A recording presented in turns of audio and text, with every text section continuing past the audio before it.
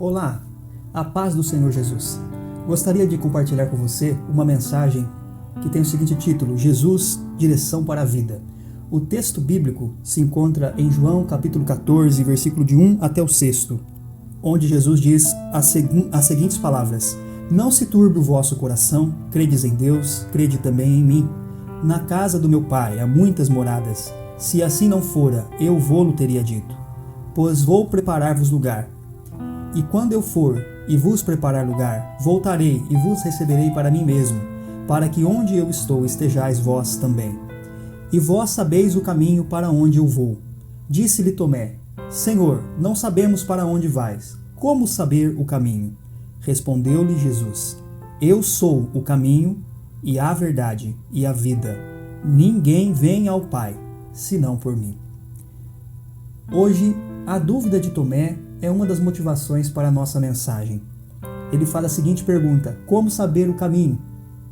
Tudo o que vamos fazer, precisamos de um meio, uma direção. Sem uma direção, não temos rumo, não sabemos onde chegar e perdemos a motivação de caminhar. Se não há um horizonte promissor, as pessoas tendem a se sentirem rapidamente desestimuladas a prosseguir naquela direção e começam a procurar alternativas que satisfaçam. Certamente aqueles discípulos estavam passando por um momento parecido, mas eu gostaria de refletir com você como eles se sentiam naquele instante que Jesus disse essas palavras para ele, nesse momento de diálogo entre Jesus e eles. O texto que nós acabamos de ler nos traz uma inquietação muito grande na vida dos discípulos. Se nós olharmos no capítulo anterior, o capítulo 13, encontraremos muitos fatos que amedrontavam os discípulos e estavam turvando a visão deles com respeito ao caminho que eles deviam seguir. Entre esses fatos que estavam perturbando os discípulos, estava o anúncio da morte do Senhor Jesus, que haveria de ser em breve traído por um dos seus discípulos, Judas. E isso acontece no capítulo 13, esse relato dessa traição. Além disso, o capítulo 13 cria também ali um clima de despedida entre Jesus e os seus discípulos. E por isso os faz temer por aquilo que haveriam de enfrentar depois que o mestre fosse retirado deles. Talvez para nós hoje seja um pouco difícil entender o quanto os discípulos se sentiam realmente afetados por essas revelações. Mas nós podemos tentar, pelo menos, nos imaginar na pele deles. Ora, eles haviam deixado tudo, as suas profissões, seus planos de vida, a sua família, para atender ao chamado de Jesus. E agora, então, nos últimos 3 anos de suas vidas, depois que eles iniciam essa caminhada com Jesus, eles estavam com o Senhor durante a maior parte do tempo. E eles, nesse convívio com Jesus, testemunharam coisas maravilhosas, coisas grandiosas que nunca haviam sido vistas em Israel. Eles viram cegos enxergarem novamente, viram coxos se levantarem, mudos falarem, paralíticos sendo curados, mortos sendo ressuscitados. E isso tudo leva-os a crer com convicção que Jesus era o Messias enviado por Deus para salvar Israel. No entanto, uma coisa ainda mais difícil para eles superarem com a notícia da morte de Jesus e da traição era o amor que eles sentiam por Jesus, através de tanto carinho vivenciado juntos, através de tantos momentos maravilhosos que eles puderam ser ensinados pelo Senhor Jesus. Diariamente sendo cuidados por Ele, sendo alimentados pelos seus gestos amorosos, ouvindo as palavras vindas diretamente do trono de Deus para eles. E agora então, parecia que tudo estava indo por água abaixo. Todos os planos, projetos, sonhos que eles haviam alimentado com Jesus pareciam estar se desmoronando com os últimos acontecimentos. Jesus estava ali dizendo a eles que ele seria traído e morto. E naquele momento, pareceu aos discípulos que tudo que eles tinham vivido nos últimos anos acabaria dando em nada. E isso, certamente, era muito angustiante e doloroso para eles. E Jesus, quando percebe essa situação na vida dos discípulos, ele conhecia aqueles homens muito bem e por isso ele os trata como eles necessitavam ser tratados naquele instante. Jesus sabia o que estava passando no coração deles. Por isso, o Senhor não os deixa sem consolo. Imediatamente, o bálsamo de que eles necessitavam foi aplicado em suas mentes e corações. Jesus disse para eles: Não se turbe o vosso coração, creia em Deus, creia também em mim. Jesus mostra aos seus discípulos que mesmo a situação mais complicada pode ser superada através da fé nele. E esta mensagem também é para nós. Jesus nos diz hoje que Ele nos consola, nos conforta e aplica o bálsamo em nosso coração. Não se turbe o teu coração. Creia em Deus, creia em Jesus. Mas Jesus também renova a esperança daqueles homens. Ele não os deixa sem um caminho, uma direção. Ele diz a eles: vou preparar-vos um lugar e voltarei para vos receber. O que Jesus queria dizer com isso é que o seu projeto para aqueles discípulos não havia terminado. Estava apenas começando. Não era o fim. Muito pelo contrário, era o início de uma grande obra que Jesus havia começado. E no final desse labor, no final desse trabalho, no final dessa jornada, Jesus voltaria para buscar os seus discípulos, para levá-los às mansões celestiais, para onde eles seriam para sempre acolhidos por Ele. Glória a Deus! Jesus também renova nossa esperança hoje, porque sabemos que mesmo que estejamos passando, quem sabe, por lutas e dificuldades que não entendamos, mas Ele tem uma promessa de nos buscar, de voltar para nos levar para sempre com Ele. E assim, Jesus não deixa aqui os seus seguidores sem conversar essa mensagem. Ele fala para nós e para os seus discípulos: Jesus é o caminho. E assim Jesus fornece direção para as dúvidas que eles estavam sentindo. Eu sou o caminho, a verdade, a vida. Ninguém vem ao Pai senão por mim. Isso significa que o único caminho que importa aos seres humanos, aos seus discípulos e discípulas, o único caminho que importa nos seguir é Jesus. Ele mesmo. Ele é o caminho para o Pai. Ele é o caminho que traz realização para o ser humano. Não há outro caminho que importe a nós, que nos dê sentido. Os discípulos, quando perguntam pelo caminho, isso sugere a nós que, de certa forma, haviam possibilidades deles errarem. Havia outros caminhos, ofertas que há por aí. E ainda hoje, meu amigo, minha amiga, nós sabemos que existem muitas ofertas, muitas pessoas apregoando ideais, filosofias diversas, modos de viver desta ou daquela forma. Vou dar algum exemplo para você. Há aquelas pessoas que dizem que não precisam de Deus. E certamente quem diz isso está muito enganado. Todos nós precisamos de Deus, pois somos criados por Ele, e Deus tem um projeto para cada um de nós. Há outras pessoas que vivem para o dinheiro. E certamente quem vive para o dinheiro morrerá pobre na sua alma, porque a Bíblia nos ensina que o amor ao dinheiro é a raiz de todos os males do ser humano.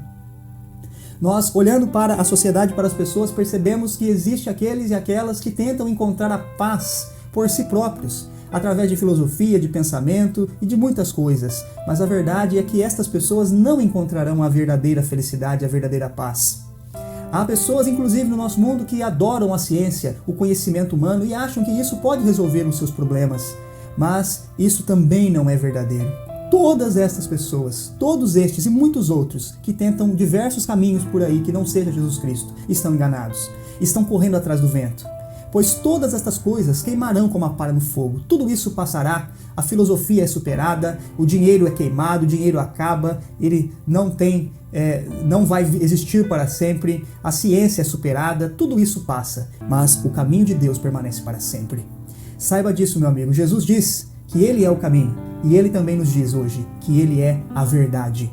Quando você olha para o mundo bíblico, você percebe que a verdade para o judeu é a Torá, a lei de Moisés.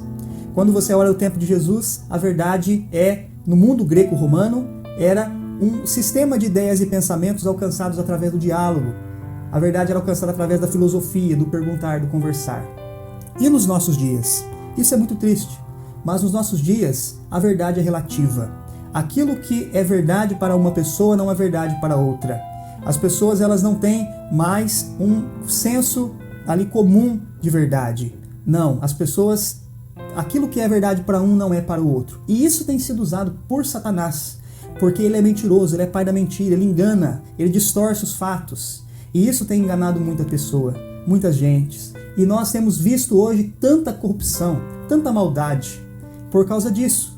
Mas Jesus quebra com todos esses conceitos e afirma que a verdade não consiste em um sistema de fatos sujeitos à interpretação de uma ou de outra pessoa.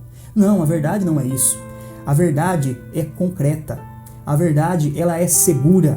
Ela não muda de acordo com as circunstâncias que nós venhamos a enfrentar. A verdade é justa para toda a criação. Ela é eterna, inalterável, incorruptível, indestrutível. Cristo é a verdade. A verdade é plena. Ela não pode ser adicionada ou subtraída de nada. Ela não pode ser enganada por astúcia, porque ela é uma pessoa. A verdade é Deus, a verdade é Jesus. E por isso você pode se relacionar com ela, aprender com ela. Meus amigos e amigas, em nossos dias muitas pessoas estão sofrendo, aprisionados na mentira, aprisionados em um sofisma, uma mentira disfarçada de verdade. O inimigo mente constantemente para as pessoas para que elas fiquem confusas e não venham a conhecer a verdade de Deus. Satanás leva as pessoas pelo caminho, quem sabe, do consumismo, da avareza, dizendo que o ser humano será feliz após a próxima aquisição, após a próxima compra. O ser humano será feliz quando tiver uma grande riqueza, muitos milhões guardados. Mas isso não é verdade. A Bíblia nos diz que a vida de um homem não consiste na abundância dos bens que ele possui, lá em Lucas 12:15. Uma outra mentira que nós temos visto ser apregoado muito em nosso tempo é a distorção do prazer, que nos foi dado por Deus como bênção. O prazer em si mesmo não é errado, muito pelo contrário. O prazer ele pode ser vivenciado em muitas experiências da vida, através de fazermos alguma coisa que gostamos, através de termos o prazer, a realização, através de um casamento abençoado por Deus. Mas nós temos visto Satanás distorcer essa verdade, distorcer essa bênção de Deus e levado muitos pelo caminho da prostituição, por exemplo. E tantos desdobramentos desta realidade que tem levado multidões por caminhos obscuros, terríveis, que têm causado sofrimento, atormentando muitas famílias, atormentando as pessoas e fazendo pessoas cada dia mais escravos de Satanás. Nós temos visto muitas mentiras em nosso tempo, vou dizer mais uma ainda para você. Outra mentira é aquela que diz que todos os caminhos levam a Deus. E isso não é verdadeiro também.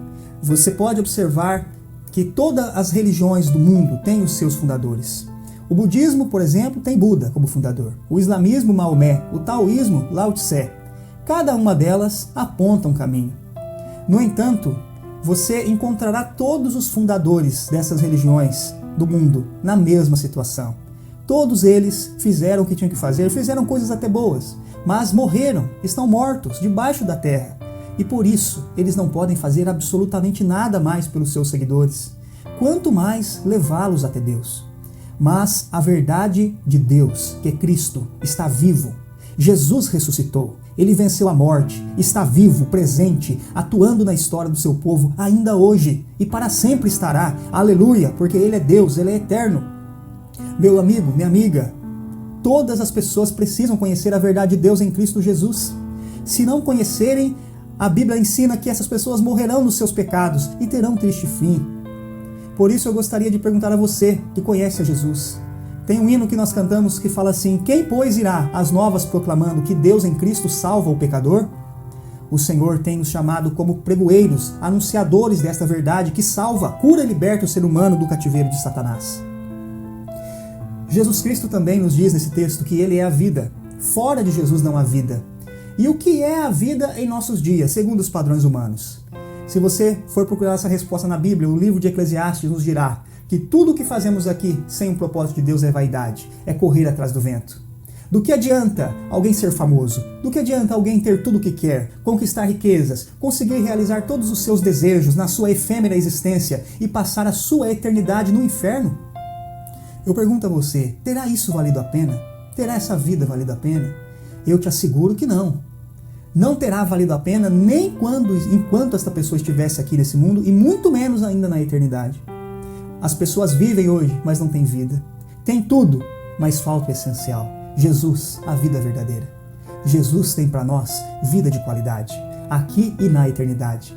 Uma vida que não depende de circunstâncias. Alegria e satisfação que nós não encontramos no mundo e que o dinheiro não compra. No entanto, está acessível a todos, é de graça. Jesus nos diz em João capítulo 7, versículo 37 e 38, se alguém tem sede, venha a mim e beba. Quem crer em mim, do seu interior fluirão rios de água viva. Jesus ele também nos disse, ninguém vem ao Pai senão por mim. E essa frase é muito significativa e importante para a fé. Jesus, o caminho, a verdade e a vida, não deixaria os seus discípulos e discípulas confusos com respeito a um assunto tão importante como esse. Todo o texto que nós lemos de João capítulo 16, João 14, de 1 a 6, nos fala que há um caminho que leva a Deus. E se alguém perguntar a você como eu posso me achegar a Deus, mostre esse texto, não tenha dúvida. Mostre esse texto sem pestanejar, João 14, de 1 a 6.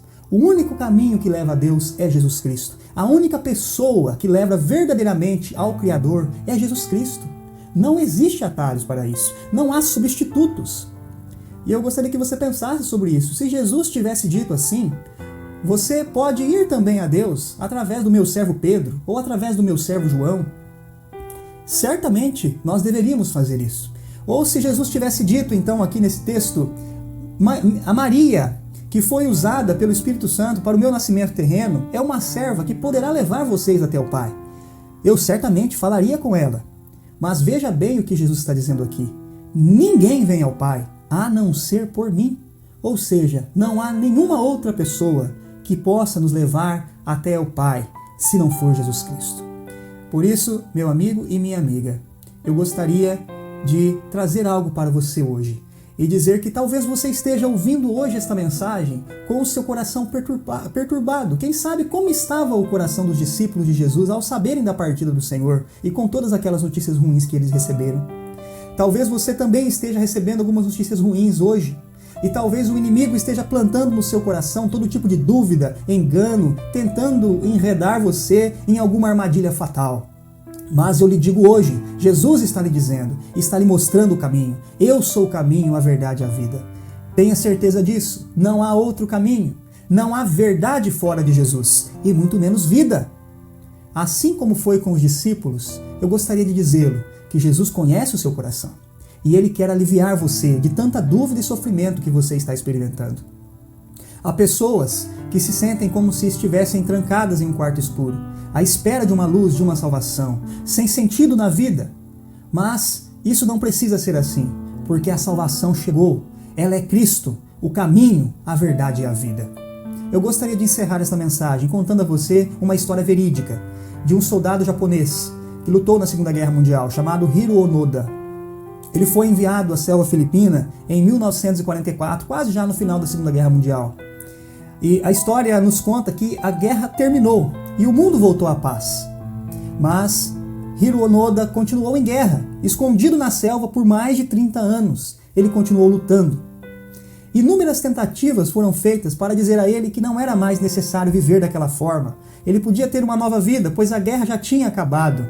Inclusive a sua própria família foi falar isso para ele. Mas ele considerou que tudo isso era estratégia do inimigo, para que ele pudesse se render, e ele não devia fazer isso. Tudo foi em vão. Até então, em 1974, quando o antigo comandante que o havia enviado para aquela missão foi até o seu esconderijo e lhe deu a ordem para entregar as suas armas.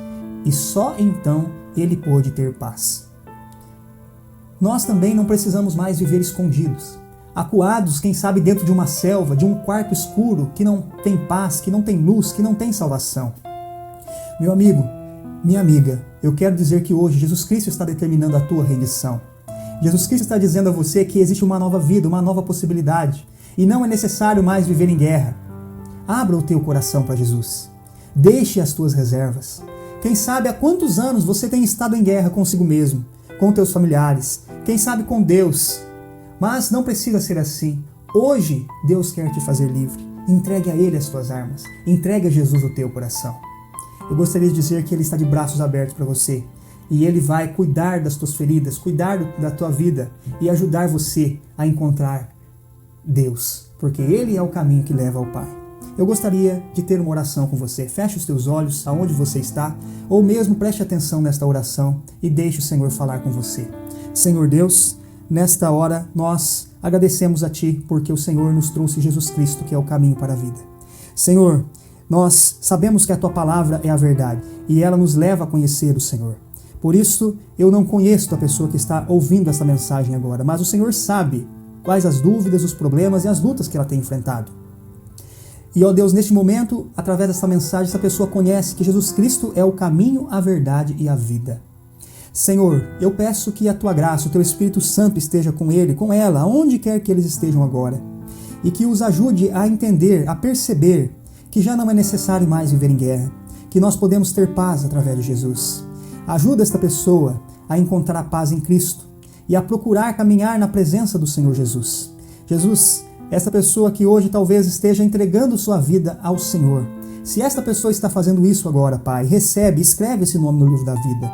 e que ele e ela possa buscar ter uma vida na tua presença, procurando uma igreja para congregar, procurando alguém para caminhar com ele e com ela e assim aprender mais sobre Cristo. Eu oro por ele e peço que o Senhor a ajude nesse tempo que ele está vivendo. Em nome de Jesus Cristo, nosso Senhor, oramos. Amém. Que Deus te abençoe. Meu nome é pastor Alex Rodrigues Alves, da Igreja Metodista da Anchieta, em Rio Preto. Que Deus te abençoe em nome de Jesus.